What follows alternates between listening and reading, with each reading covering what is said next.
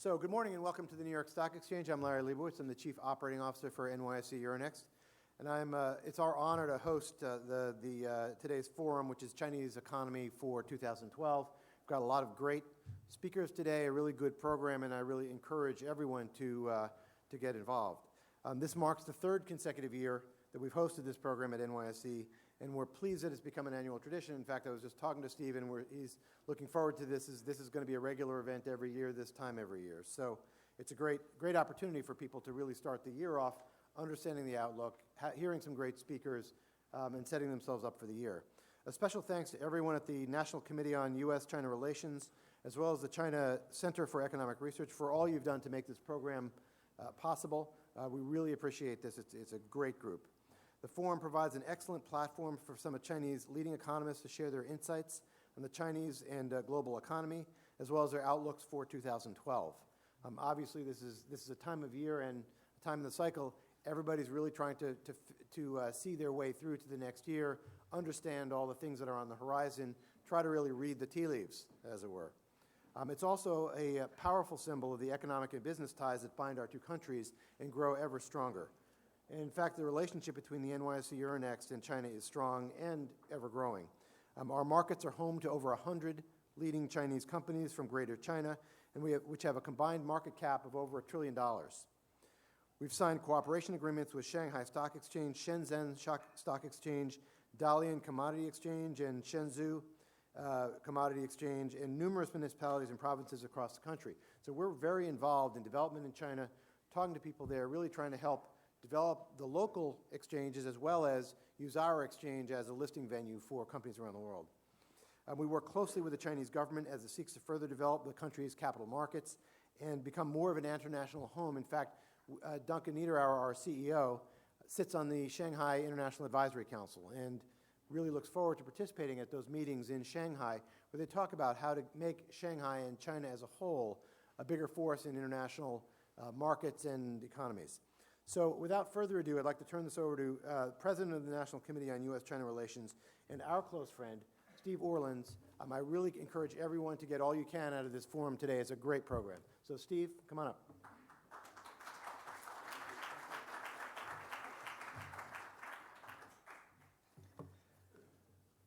Well, for those of you who don't know me, obviously, I'm Steve Orlins. I'm president of the National Committee.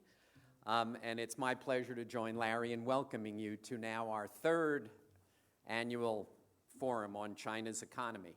And it should be, I think, as Larry said, very interesting because in the coming year of the dragon, there are going to be lots of issues. It's also my pleasure to kind of do this again with our friends at the China Center for Economic Research. They've been fabulous partners, they're great friends, and it's terrific to have them doing this forum this year. And the exchange, of course, is a great symbol of how intertwined the United States and China have become. And the exchange not only works with us on this program, but on many other programs. For those of you who don't know the committee well, you should know that for the last 45 years, we have done programs such as this, where we attempt to educate Americans about China and China and Chinese about America. This year will be the 40th anniversary, in fact, of one of our first programs where we hosted the Chinese ping pong team. That will be in April of this year for ping pong diplomacy, which was obviously the beginning of terrific U.S. China relations. And we've kind of been at the forefront of doing that every year since then. You know, I lived in China 33 years ago. I moved to Beijing in 1979. There are a few in the audience, such as Ambassador Nick Platt, who were there before, but most weren't. To think that today we're going to discuss when China's economy will be larger than the economy of the United States is something that it's fair to say in 1979 was completely inconceivable. It's a testimony, really, to the success of reform and opening and also to the success of the U.S. China economic relationship, which in my view has served as the foundation for China's economic success. In our third year, each year I begin the forum and I say, this is a perfect time for the forum. I think 3 years ago I said it was I think a few days after Paul Krugman wrote his piece on RMB valuation, and it vaulted the discussion to the front page, and I said it's a perfect time. And then last year, it was right before President Hu and President Obama met to talk about the economic relationship between the United States and China, and I said it's a perfect time. Well, at the risk of sounding like a broken record, it's a perfect time this year too, because we've got fundamental questions which our speakers are going to address today about the sustainability of this growth model which has been so successful, about the real estate market, what is going to happen, about the growing gap between rich and poor in China, which is confronting the leadership with such a problem. Also this year, which we've already been discussing at breakfast and at dinner last night, we have leadership transitions in both countries. We have our presidential election, and in October of this year, the Chinese will elect, or choose, I should say, elect might not be the right word, a new leadership.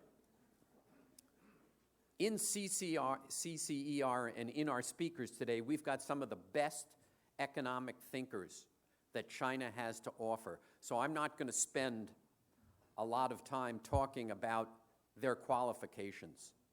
Let it suffice to say that we are all in for a treat today. So let me just thank our sponsors today, Van Eck Global and the Star Foundation. We'll hear from Jan Van Eck in a few minutes. And for those of you, the chairman of CV Star, Hank Greenberg, is not with us this morning, but his voice can be heard on the op-ed page of the Wall Street Journal this morning, calling for a free trade agreement between the United States and China. So what I encourage you all to do is go after this meeting onto the website of the National Committee, ncuscr.org. You can get the presentations that will be made, the slides that will be up here, the PowerPoints that will be up there, will be available on our website.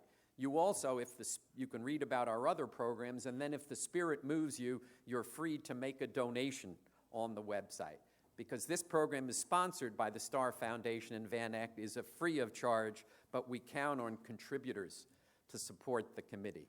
So with no further ado, let me turn the program over to my friend, the director of the China Center for Economic Research, Professor Yao Yang.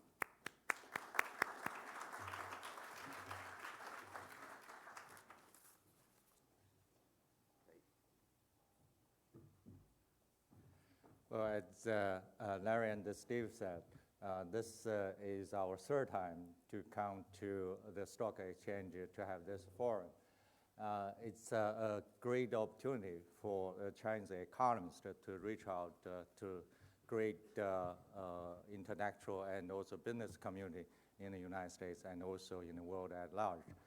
Well, as Steve just said, National Committee has been a leading organization in the U.S. China Relations since the ping-pong diplomacy. 3 years ago, when I thought about to develop some kind of a tie with the business community in the United States, I was introduced by a friend directly to Steve, and actually to first met Jen Barris. And I was so happy, it was just a boom, just in a minute, we agreed to do something. So that's why we started this forum and also a dialogue between American leading experts and practitioners, and also economists and practitioners in China. There has been a very fruitful process. As Steve said, this year, every year is special. I think this year is also special. Not just because the leadership transition and all those things, but also in economics itself. has been going to be a very interesting year. The Chinese economy is substantially slowed down, and also the world economy sounds like a second dip very possible in the near future, and that's going to have a tremendous implication for China. Many people are wondering whether China has reached the turning point, that is, China is going to lose the momentum of double-digit economic growth. I mean, they have reasons to believe so, because if you look at recent history, it's really hard for a country to maintain double-digit growth more than 10 years. Look at Japan, look at, say, Brazil. Most of them just had about 10 years double-digit growth. So they have reasons to believe that there could be a turning point for China.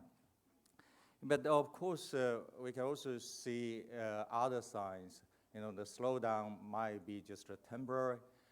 For example, it could be engineered by the government facing those international and domestic risks. But precisely because of that, there could be some big risk over there because in the late 1990s, when China began to slow down, then there was this Asian financial crisis. So, you know, if the world economy goes deeper into recession, that's going to have a big implication for China. So against those backgrounds, I think this year's forum will still be very interesting. And we are so fortunate to have leading experts, not just from our center, but also Dr. Yu Yongding from CAS, and also Dr. Zhuo Xiaolei from Galaxy Security.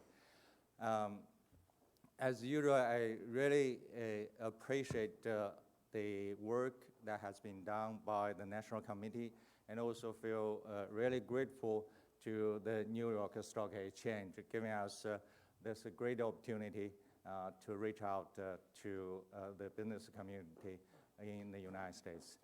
I really look forward to a great event today. Thank you.